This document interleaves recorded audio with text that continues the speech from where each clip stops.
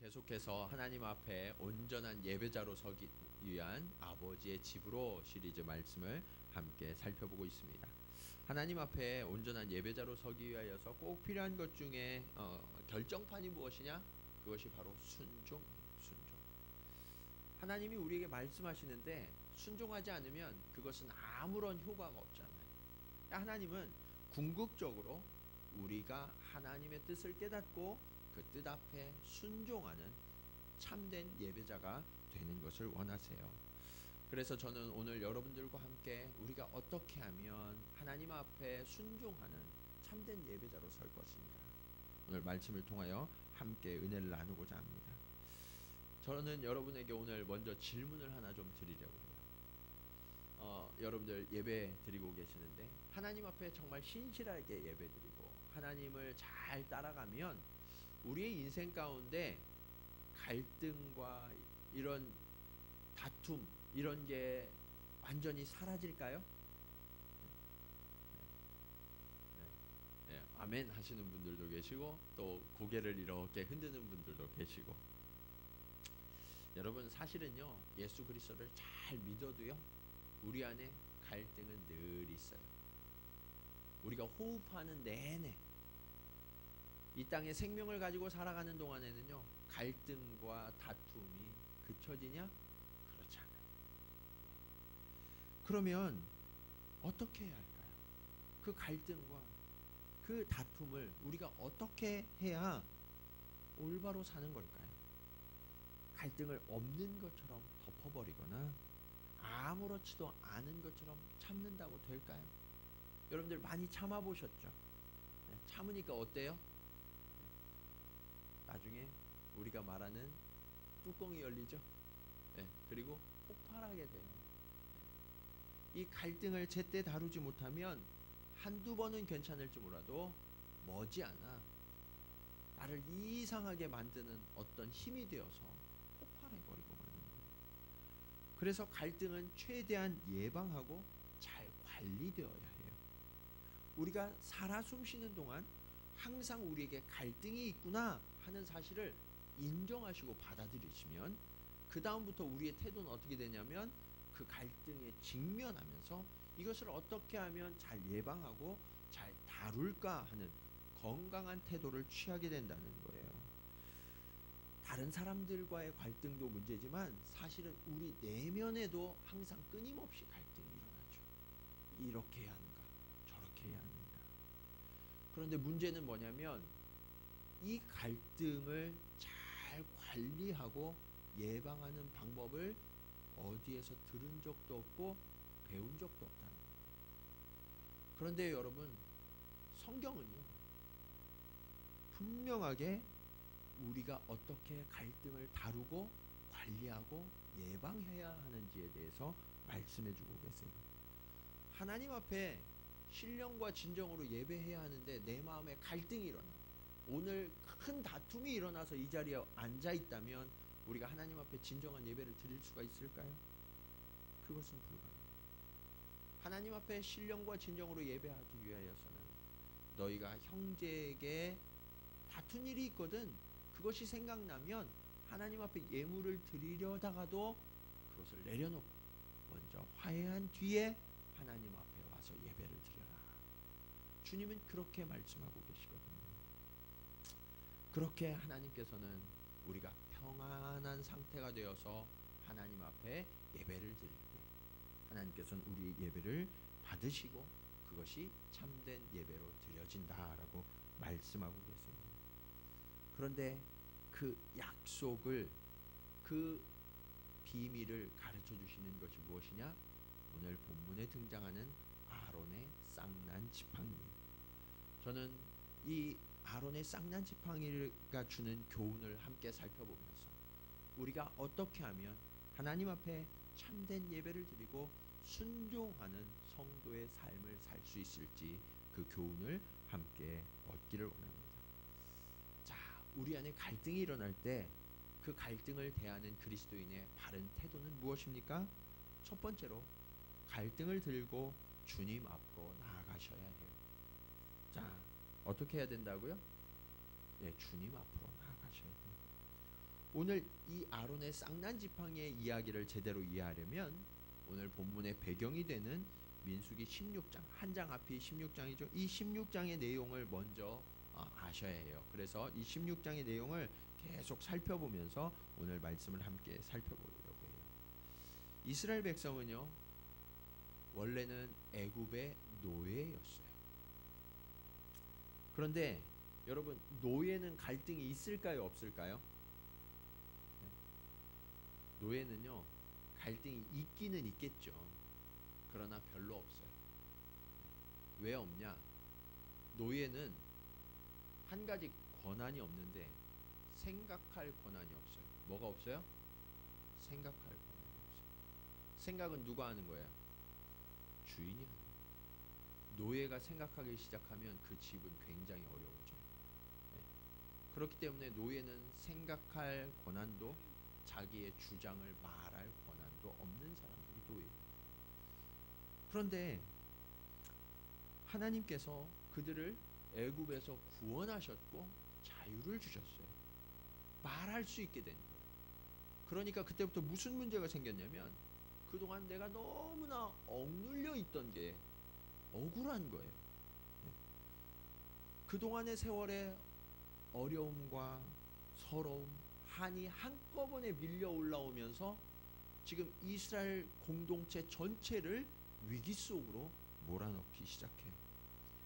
그들은 분명 해방되었어요. 구원을 얻었어요. 기쁨도 경험했어요.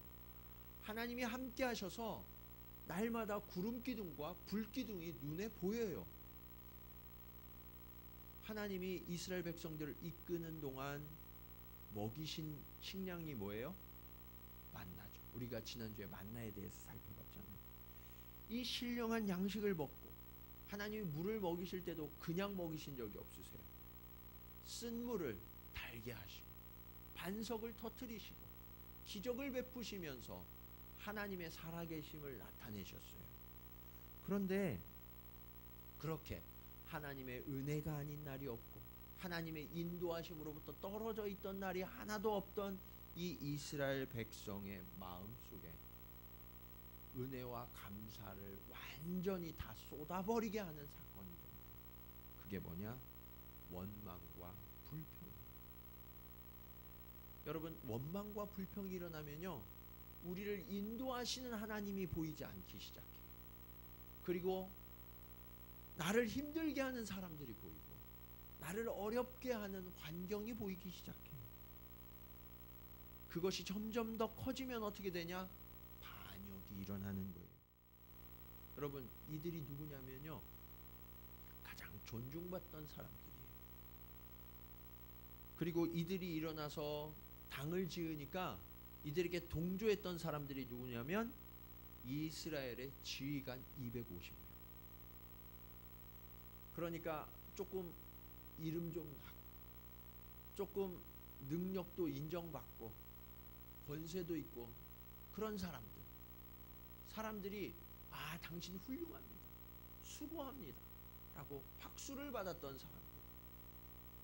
그러면서 그들의 마음속에 교만이 들어가기 시작하는 거예요. 그러면서 모세를 거스르는 반역이 이스라엘 가운데 일어났다라고 말씀하고 있는 거죠. 왜요? 내가 어느 정도 이 일을 경험해보고 해보니까 그렇게 하면 안 된다는 거예요. 내가 더 잘 안다는 거예요. 그러면서 모세, 당신만 알아? 나도 할 수 있어. 그러면서 그들이 당을 짓고 반역하죠. 그런데 여러분, 왜 이런 일이 일어날까요? 이스라엘 백성은 하나님의 구원을 얻고 하나님의 약속을 받고 하나님의 기적을 경험하면서 걸어가고 있는 민족인데 왜 그들에게 이런 반역과 이런 원망과 불평의 일이 일어나도록 하나님은 허락하셨냐라는 거죠. 여러분이 신앙생활을 하고 있는데 왜 우리에겐 갈등이 일어나고 왜 아픔이 일어나고 왜 도전이 일어날까? 그것은 이스라엘 백성이 하나님의 구원을 얻었고 지금 하나님의 약속을 따라서 순전하게 걸어가서 약속의 땅에 딱 도착하면 하나님의 나라는요, 다윗과 솔로몬의 시대보다도 훨씬 더 능가하는 찬란한 영광을 나타냈을 거예요. 너무나 기대되는 하나님의 약속이 이루어지는 거죠. 그런데 그렇게 되면 배 아픈 존재가 있어요. 그게 누구예요? 사단입니다. 사단의 입장에선 큰일 난 거예요. 지금 내가 세상의 왕들을 지배하면서 권세를 잡고 있는데 하나님의 백성이 여기에 와서 제사장 역할을 제대로 하고 하나님의 영광을 제대로 드러나면 내가 지배하고 있는 이 세상이 통째로 흔들리고 위협을 받게 되잖아요. 그러니까 사단이 그 길을 막아서는 거예요. 그런데 그 사단의 전략이 무엇이냐? 내부의 갈등을 일으키는 거예요. 여러분, 사단의 원래 이름은 디아블로예요. 이 디아블로라는 뜻은 무엇이냐면 비방하다, 사이에 돌을 던지다 라는 의미예요. 갈라서게 하다. 외부의 적이 오면 어떻게 돼요? 더 똘똘 뭉쳐요. 단결해서 이것을 막아내는 힘이 생겨요. 연합해요. 그런데 내부의 적이 일어나면 어떻게 되나요? 갈등하고 분열해서 스스로 와해되죠. 그것을 사단은 너무나 잘 알고 있었어요. 그래서 사단은 우리 인간을 다루는 방법을 알고 있는데 그게 뭐냐? 갈등하고 분열시키는 거예요. 인간은요, 그래서 이 갈등과 분열로 인하여서 넘어진 역사를 갖고 있어요. 인간이 선악과를 따먹었죠. 하나님의 뜻을 어긴 거예요. 그러면서 누구와 갈등하게 됐어요? 하나님과 인간이 갈등하게 됐어요. 분리되기 시작한 거예요. 죄로 인해서. 그랬더니 그 결과 어떻게 되냐? 사랑하는 존재였던 아담과 하와가, 부부가 갈라서 서로 핑계하는 거예요. 저 사람 때문에 그렇다. 원망하고 비방하고 저주했죠. 그 결과 더 나아가서 그들의 자손이었던 가인과 아벨은 형이 동생 아벨을 돌로 쳐서 죽이는 심각한 죄의 결과를 낳고 말았죠.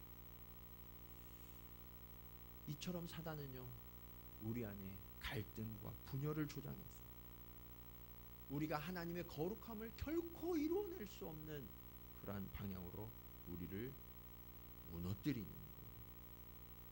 그래서 하나님의 전략이, 하나님의 약속이 중단되거나 포기하는 전략을 끊임없이 취해오고 있다는 사실을 여러분 잘 아셔야 돼요. 우리의 가정이 하나님의 약속을 이루어야 하는데 왜 이렇게 고통스럽고 힘든가? 우리의 교회가 하나님의 거룩함을 나타내야 하는데 왜 이렇게 힘들고 어려운가? 우리의 산업이 왜 하나님의 축복이 넘치지 못하고 여기에서 그치고 마는가? 그것은 하나님의 약속을 신뢰하지 못하고 분열하고 갈등하고 원망하고 시비하기 때문에 그렇다는 거예요. 이렇게 이스라엘 공동체가 사단의 전략에 빠져서 모두 넘어지는 것 같은 이 절체절명의 위기의 순간에 딱 한 사람만큼은 정신을 똑바로 차리고 있었어요. 그게 누구냐? 하나님의 사람 모세였어요. 모세는 이 사단의 전략을 너무나 잘 알고 있었어요. 그래서 자신과 아론을 향하여 비방하고 대적하고 심지어 돌을 들어치려고 하는 그러한 위기의 순간에 어떻게 했느냐? 민수기 16장 4절 5절 말씀 보시면 4절에 이렇게 말씀하죠. 모세가 듣고 뭐 했다가? 엎드렸다가. 사람 앞에 엎드린 게 아니에요. 하나님 앞에 나아가 하나님 앞에 엎드린 거예요. 여러분, 사람을 두려워하고 사람 앞에 엎드리면 문제가 해결되느냐? 그렇지 않아요. 그 문제를 섭리하시고 주관하시는 분은 하나님이심을 믿으시기 바랍니다. 그래서 우리는요, 문제가 생기면 즉시 하나님 앞으로 가서 엎드려야 돼요. 사람 앞에 이야기하고 사람 앞에 호소하고 변명하는 건 다 쓸데없는 일이에요. 하나님 앞에 엎드려야 돼요. 모세가 하나님 앞에 엎드리니까 모세는 해결책을 받았어요. 그게 뭐냐? 하나님이 택하신 자를 세우신다는 거예요. 사람의 말을 귀 기울이면 내 마음이 요동하고 고통하는데 하나님 앞에 엎드렸더니 하나님이 해결책을 주셔서 요동하지 않는 심령으로 서게 되는 거예요. 모세는 사람들 앞에 자신을 비방하고 모함하는 이들 앞에 자신의 억울함을 호소하지 않았어요. 변명하지 않았어요. 대적하지도 않았어요. 오히려 하나님 앞에 엎드린 거예요. 왜냐하면 모세는 지금 이 상황에서 내가 바라봐야 할 분이 누구인지를 똑똑히 알고 있었고, 내가 누구의 이야기에 귀를 기울여야 하는지를 정확히 알고 있었기 때문에. 여러분, 모세는 화가 났을까요? 안 났을까요? 모세도 화가 났어요. 왜냐하면 사람이니까. 모세도 화가 났어요. 그래서 분노해요. 분노의 말을 쏟아내요.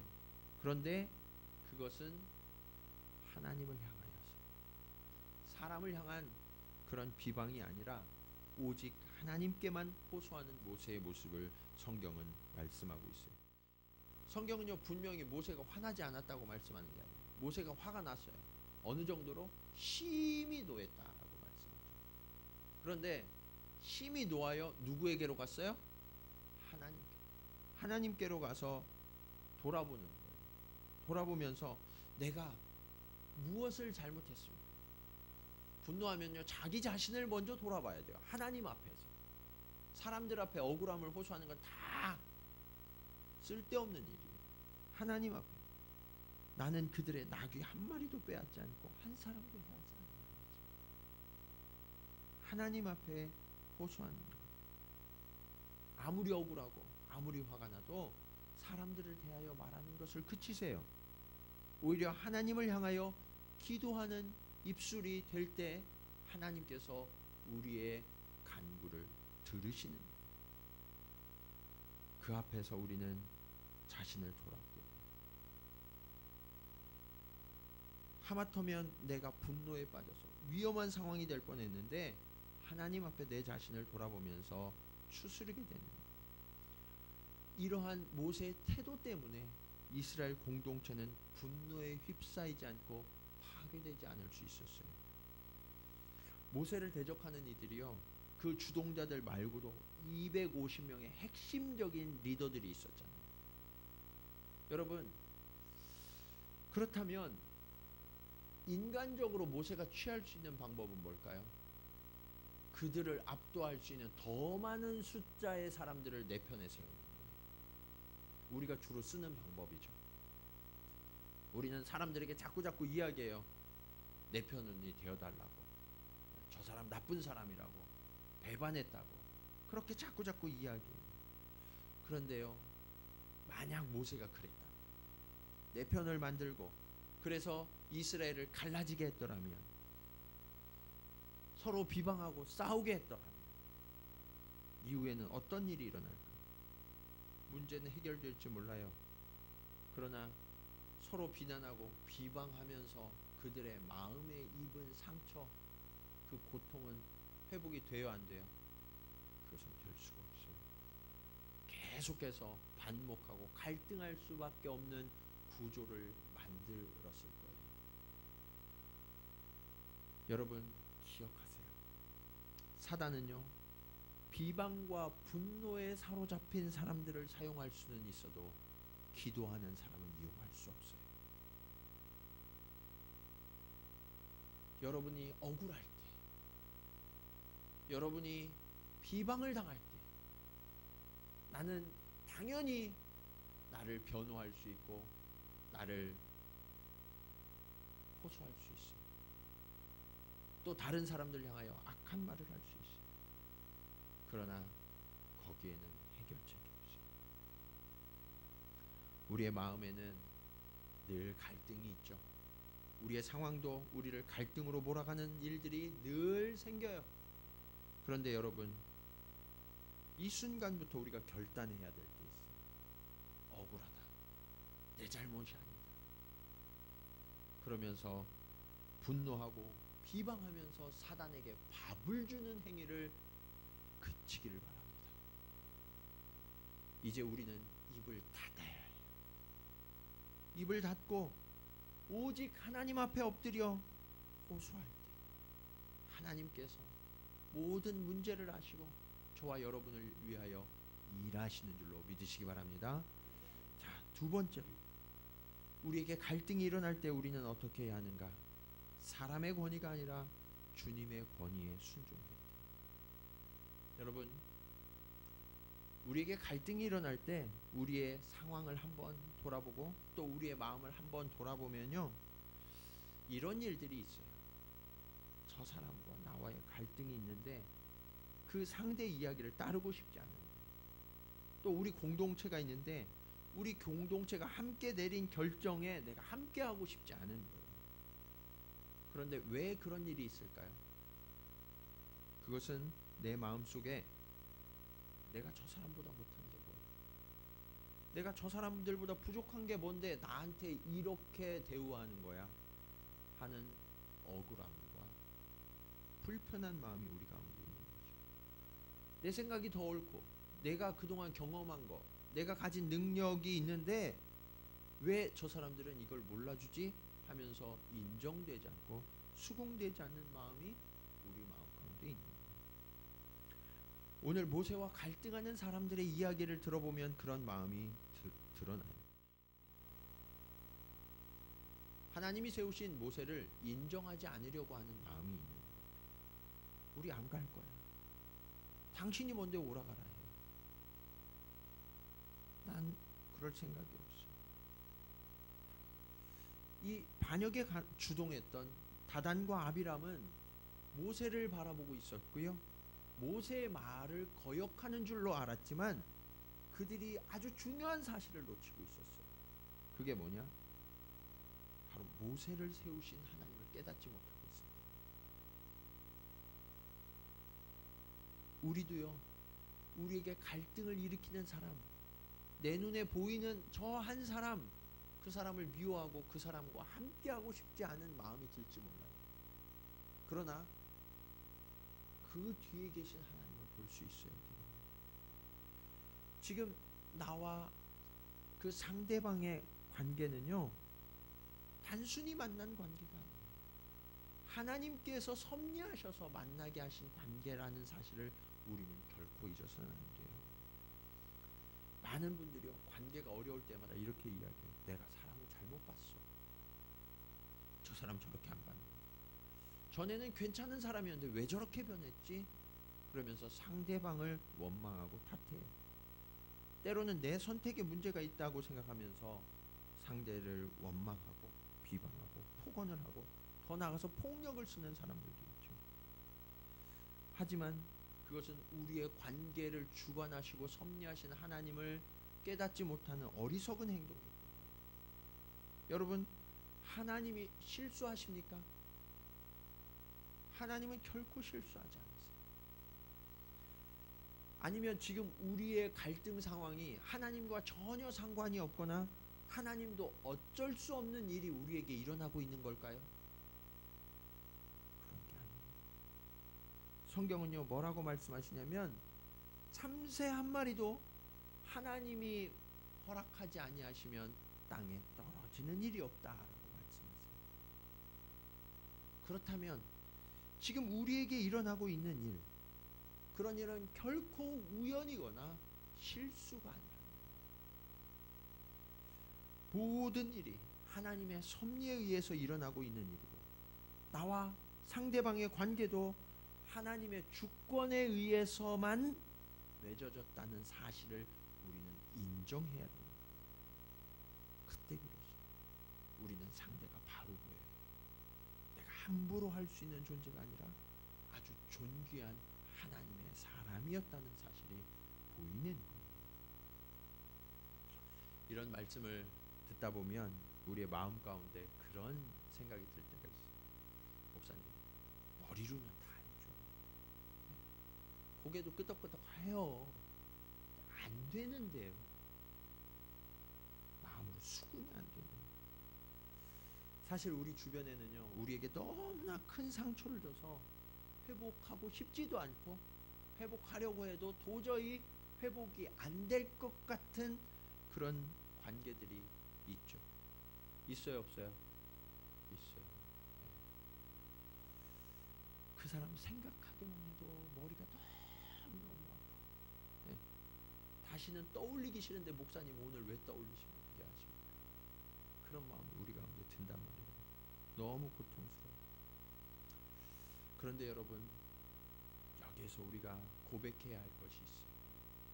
하나님이 왜 우리에게 그런 사람들과의 관계를 만드셨을까? 바로 거기에 아론의 쌍난 지팡이의 비밀이 있어요. 여러분, 하나님이 지금 어디에서 싹이 트고 꽃이 피고 열매가 열리게 하셨다고 말씀하고 있어요? 지팡이. 여러분, 집에 지팡이 갖다 놓으면 돼요, 안 돼요? 안 돼요. 이거는 방금 잘려진 나무도 아니란 말이에요. 이게 잘려진 지 너무나 오래돼서 단단하게 굳어있고 이미 말라버린 그런 나무예요. 가능성이 아예 없는 그런 지팡이라고요. 생명력이라고는 눈꽃만큼도 없는 나무, 이게 지팡이에요. 그런데 하나님은 그 지팡이에서 꽃을 피우시고 그 지팡이에서 열매가 열리게 하셨어요. 하나님이 아니시면 결코 할 수 없는 일, 그런 일이 지금 일어나게 하셨다는 거예요. 이 아론의 쌍난 지팡이가 약속하는 것이 무엇이냐? 부활이에요.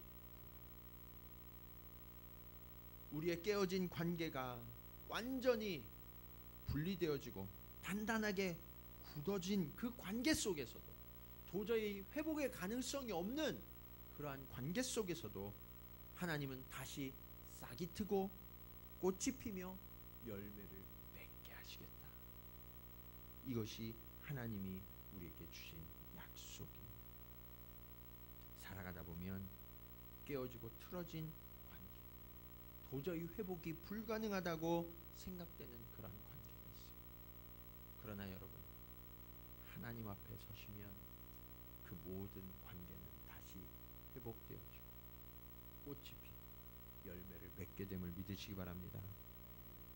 사람을 바라보면 이미 죽어버린 나무줄기와 같아서 소망이 없어 보여요. 그러나 하나님을 바라보면 그 죽어서 단단해진 그 나무에 다시 싹이 트고 아름다운 꽃이 피며 탐스러운 열매가 맺힐 것이다 라고 하나님은 약속하고 계세요. 저와 여러분의 이 갈등, 깨어진 모든 공동체 위에 하나님의 약속을 소망으로 품는다면, 우리가 그렇게 순종한다면 하나님께서는 저와 여러분의 삶을 통하여 하나님의 약속의 증거를 더하여 주심을 믿으시기 바랍니다. 자, 갈등이 일어날 때 우리는 어떻게 해야 하는가? 마지막으로, 순종은 세우신 자리에 대한 충성이다라는 사실을 아셔야 돼요. 여러분, 이 쌍난 지팡이의 주인공은 누구예요? 누구 거예요? 이 지팡이가 아론 거란 말이에요. 하나님은 아무 지팡이에나 다 싹이 트게 하신 게 아니에요. 네. 아론의 지팡이에만 12개의 지팡이가 있었는데 아론의 지팡이에만 싹이 트게 하셨어요. 그렇다면 우리도 왜 아론의 지팡이에만 싹이 텄는지를 알아야 우리의 죽은 나무, 우리의 깨어진 관계에 다시 생명이 돋게 할 수 있잖아요. 하나님의 궁극적인 목적은 뭐냐면 원망하는 말을 그치게 하시는, 하나님의 백성 그리스도인들은 입술에 원망하는 말, 악한 말들이 아예 그쳐져야 한다라고 말씀하시는 거예요. 그런데 하나님께서 싹을 틔우시는데 택하신 자의 지팡이에서만 싹이 트게 하시겠다라고 말씀하시죠. 그게 누구냐? 아론이었어요. 하나님께서 아론을 아무 이유 없이 택하신 것이 아니라 하나님의 뜻, 원망과 비방을 그치게 하는 그 뜻을 이루기 위하여서 하나님의 거룩한 제사장으로 택하신 거죠. 갈등이 일어날 때 우리는 두 가지 선택 중에 한 가지를 하게 돼요. 하나는 뭐냐? 자리를 박차고 일어나는 거예요. 여기에는 무기력하게 아무 일도 하지 않는 것도 포함돼요. 자리를 박차고 일어나서 화를 내거나 아니면 도망치거나. 또 한 가지는 뭐냐면 세우신 자리에 끝까지 순종하고 충성하는. 모세와 아론은 후자, 즉 세우신 자리에 끝까지 순종하고 충성할 것을 선택했어요. 반역한 무리에 화가 나서 모세가 하나님께 아뢰었더니 하나님도 화가 나셨어요. 하나님도 화가 나셔서 뭐라고 말씀하시냐면 아주 무서운 명령을 내리시는데, 하나님께서 이스라엘 백성들을 전부 다 멸하시겠다. 그러니까 아론과 모세, 너희는 그들을 빨리 떠나라고 촉구하시는 거예요. 왜 그러냐? 이스라엘 백성들의 마음이 불평하는 사람들, 원망하는 사람들, 비방하는 사람들의 목소리에 귀를 기울이고 동요하기 시작했거든요. 여러분, 나는 괜찮은 것 같죠? 옆에서 부정적인 말을 계속 하잖아요. 그러면 여러분의 마음에도 부정적인 심상이 점점 들어요. 그렇기 때문에 부정적인 말을 하는 사람이랑은 아예 가까이도 하지 마세요. 밥도 먹지 마세요. 네. 그런 말을 하는 사람이랑 같이 해서는 좋을 거 하나도 없어요. 내 인생 종치는 거예요. 하나님이 언제 심판하실지 몰라요. 네. 그렇기 때문에 가까이 할 때 가까이 있어야 돼요. 네. 그래서 뒷담화하는 사람들이랑 옆에 놀지 마세요. 네. 그거 하나님이 심판하세요. 자, 그런데 이들이 이렇게 동요한 것은 무엇이냐? 주동자에 의해서 250명이나 되는 지휘관들이 함께 반역하는 무리에 있었잖아요. 영향력 있는 사람들이었어요. 주로 반역하는 사람들, 부정적인 사람들은 영향력 있는 사람, 나도 할 수 있는 이런 사람들. 그 사람들의 이야기가 점점 이스라엘 백성 전부의 마음을 지배해버린 거예요. 하나님 그걸 보신 거죠. 아, 이들에게서 거룩함이 사라졌구나. 그러니까 하나님이 심판하기로 하신 거예요. 책임을 물으시는 거예요. 그런데요, 모세와 아론은요, 이런 하나님의 메시지를 들었을 때 저 같았으면 이랬을 거예요. 하나님 잘 생각하셨어요. 아주 지긋지긋해 죽겠어요. 매일 불평하고 매일 원망하고 뭐 해줘도 끝이 없어요. 그냥 잘 생각하셨으니까 이들 싹 쓸어버리시고 다시 시작하시죠. 그랬을 것 같아요. 그런데 모세와 아론은 그렇게 하지 않았어요. 하나님을 부를 때 뭐라고 부르냐면 모든 육체의 생명의 하나님, 나를 비방하고 나를 저주하는 저들의 생명도 하나님께 있지 않습니까? 하나님 그들의 생명을 불쌍히 여겨주세요. 자신들이 누구인지를 알았더니 내가 하나님께 부름받은 제사장인데, 내가 저들을 약속의 땅으로 인도해야 가기 위하여서 택함받은 지도자인데 이 사명을 내가 끝까지 다해야지. 비록 힘들고 어렵죠. 그 선택을 하는 거예요. 바로 이 기도 때문에 이스라엘 백성은 생명을 건질 수가 있었어요. 여러분, 비방과 원망으로는 아무런 회복이 일어나지 않아요. 하나님 앞에 엎드리는 자의 기도로 말미암아 하나님은 회복을 베풀어 주심을 믿으시기 바랍니다. 모세와 아론은 자신들이 누구인지를 잘 알고 있었어요. 저는 어쩌면 하나님이 모세가 아론이 이미 그렇게 하실 것을 아시고 이렇게 말씀하시지 않으셨을까 생각해요. 남편과 아내가 잘 싸우거든요. 남편과 아내가 잘 싸울 때 이유를 보면 아내가 어디 가서 속상했어요. 속상했으면 남편한테 와서 저 사람이 나한테 이런 이야기를 했어. 너무너무 속상해요. 그렇게 이야기하면 남편이 어떻게 해요? 당신이 참아. 이렇게 하면 X예요, X. 네. 그렇게 하면 아내가 막 갑자기 화가 더 나요. 네. 그런데 남편이 우리 여보를 누가 내가 가서 손 좀 봐줘야 되겠네. 잠깐만 내가 가서 이러면서 막 하면 아내가 뭐라 그래요? 바지를 붙잡으면서 여보 됐어. 당신이 이해해 주는 걸로 됐어. 그러고 지금 하나님이 그러시는 거예요. 모세가 하나님 앞에 호소했더니 하나님이 더 화를 내시면서 그래? 나의 사람을 누가 그러면서 내가 손 좀 봐줄게. 다 쓸어버릴 거야. 하나님의 본심은 쓸어버리려고 그런 게 아니라 됐어요. 하나님만 하시면 되죠. 그러기를 하나님 바라셨고,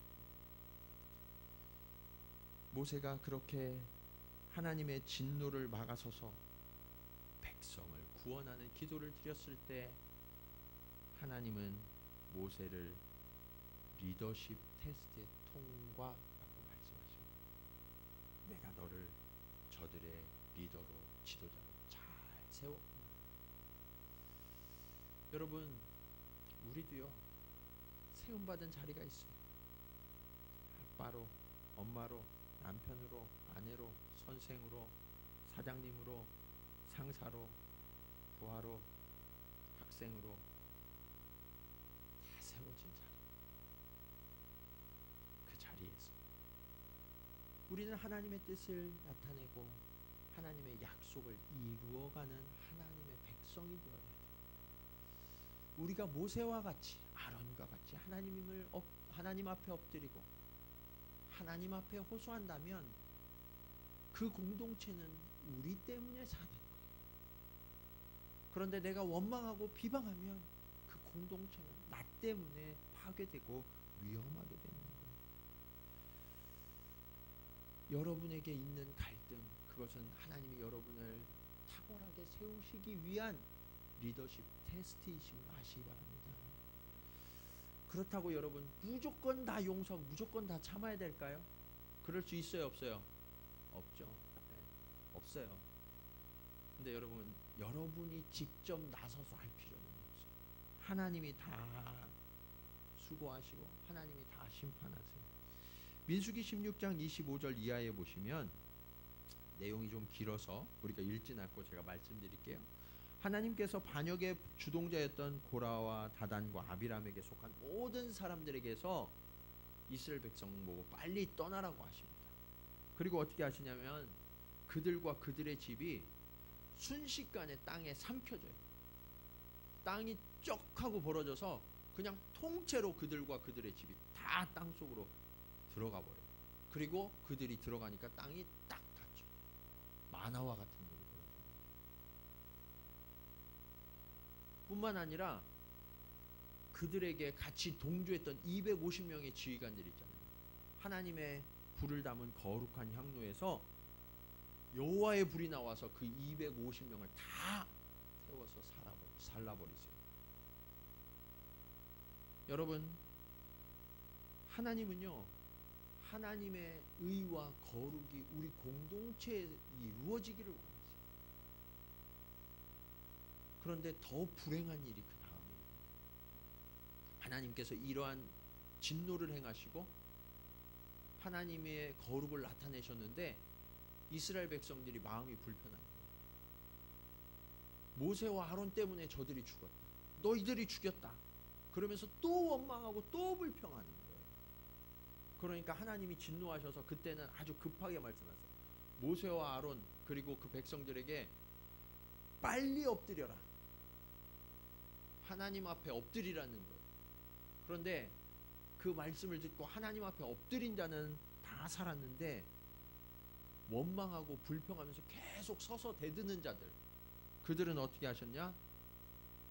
하루아침에 14,700명이 연병으로 죽고 말았어요. 여러분, 하나님의 백성은 하나님의 의와 거룩을 나타내는 공동체가 되어야만 해요.